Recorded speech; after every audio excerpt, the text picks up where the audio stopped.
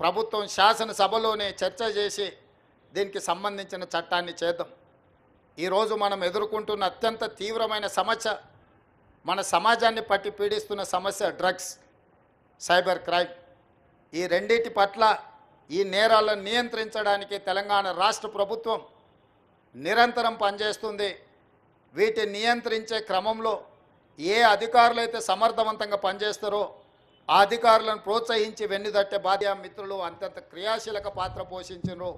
ఈరోజు మా అధికారులు చేపడుతున్న కార్యక్రమాలను మీరు పెద్ద ఎత్తున ప్రజలకు వివరించాలి. మొన్న మెగాస్టార్ చిరంజీవి గారు డ్రగ్స్ నియంత్రణలో తన వంతుగా ముందుకొచ్చి వారొక వీడియోని అద్భుతంగా తయారు చేసి మా డిపార్ట్మెంట్కి ఇచ్చిండ్రు. చిరంజీవి గారు లాంటి వాళ్ళు ముందుకొచ్చి తెలంగాణ ఈ దేశంలో ఉన్న యువత డ్రగ్స్ మహమ్మారిన పడితే జరగబోయే నష్టాన్ని వారే ముందుకొచ్చి ఒక అవేర్నెస్ ప్రోగ్రాంలో వారు భాగస్వాములు అయినందుకు, ఆ విజువల్స్ మా కోసం ఇచ్చినందుకు చిరంజీవి గారిని మనస్ఫూర్తిగా నేను అభినందిస్తున్నా.